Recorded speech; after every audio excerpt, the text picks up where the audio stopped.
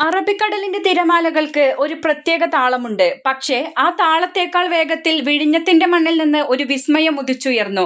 വിമർശകർ ബാറ്റ് കൊണ്ട് മറുപടി നൽകാൻ പഠിപ്പിച്ചവൻ, വീഴുമ്പോഴല്ല ഓരോ വീഴ്ചയിലും കൂടുതൽ കരുത്തോടെ എഴുന്നേൽക്കുമ്പോഴാണ് ഒരാൾ പോരാളിയാകുന്നതെന്ന് തെളിയിച്ചവൻ. അതെ, ഇത് വിഴിഞ്ഞത്തിന്റെ നക്ഷത്രം സഞ്ജു വിശ്വനാഥ് സാംസണിന്റെ കഥ. 2020 ലോകകപ്പിലെ കളിയിലെ താരം, 3 അർദ്ധ സെഞ്ചുറിയുമായി ഇന്ത്യക്ക് കിരീടം നൽകിയ മലയാളി മുത്ത്. യാത്ര എളുപ്പമായിരുന്നില്ല. തിരുവനന്തപുരത്തെ ഗലികളിൽ നിന്ന് ഇന്ത്യൻ ടീമിലേക്കുള്ള ദൂരം സഞ്ജു അളന്നത് കഠിനാധ്വാനം കൊണ്ടാണ്. കഴിവുണ്ടായിട്ടും നീതി ലഭിക്കാത്തപ്പോഴൊക്കെയും സഞ്ജു സഞ്ജു എന്ന വിളികൾ ഗാലറികളിൽ അലയടിച്ചു. ലോകത്തിന്റെ ഏത് കോണിൽ ഇന്ത്യ കളിക്കുമ്പോഴും അവിടെ ആ മലയാളി പയ്യന് വേണ്ടി ആവേശത്തിന്റെ കടലിരമ്പി. സഞ്ജുവിനെ അവഗണിച്ചവർക്ക് കാലം കരുതി വെച്ചത് മറ്റൊരു നിയോഗമായിരുന്നു. ക്രീസിലെ ശാന്തതയാണ് സഞ്ജുവിന്റെ കരുത്ത്, പക്വതയാർന്ന പെരുമാറ്റം, പ്രതിസന്ധികളിൽ പതറാത്ത മനസ്സ്. IPL-ൽ രാജസ്ഥാൻ റോയൽസിനെ നയിച്ചുകൊണ്ട് താനൊരു തന്ത്രശാലിയായ ക്യാപ്റ്റനാണെന്ന് സഞ്ജു തെളിയിച്ചു കഴിഞ്ഞു.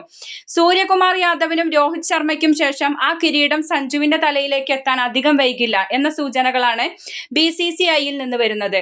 സഞ്ജു ഇനി വെറും ഒരു കളിക്കാരനല്ല, വരാനിരിക്കുന്ന ഇന്ത്യൻ ടീമിന്റെ പടനായകനായിരിക്കും. താൻ വളർന്നു വന്ന മണ്ണും കടലും മനുഷ്യരും സഞ്ജുവിന് ഇന്നും പ്രിയപ്പെട്ടതാണ്. വിഴിഞ്ഞത്തെ ഓരോ മണൽത്തരിക്കും പറയാനുണ്ട് സഞ്ജുവിന്റെ വിയർപ്പിന്റെ ഗന്ധം. മലയാളികളുടെ ആത്മവിശ്വാസത്തിന്റെ മുഖമായി സഞ്ജു മാറുമ്പോൾ അത് ക്രിക്കറ്റിനപ്പുറമുള്ള ഒരു വികാരമായി മാറുന്നു. പ്രിയപ്പെട്ട സഞ്ജു, നിങ്ങൾ ബാറ്റ് വീശുന്നത് കോടിക്കണക്കിന് മനുഷ്യരുടെ സ്വപ്നങ്ങൾക്ക് വേണ്ടിയാണ്. കാത്തിരിക്കാം വിഴിഞ്ഞത്തെ ആ നക്ഷത്രം ഇന്ത്യൻ ടീമിന്റെ അമരക്കാരനായി വരുന്നത് കാണാൻ. നീലക്കുപ്പായത്തിൽ സഞ്ജു നയിക്കുന്ന ആ സുവർണകാലം വിദൂരമല്ല.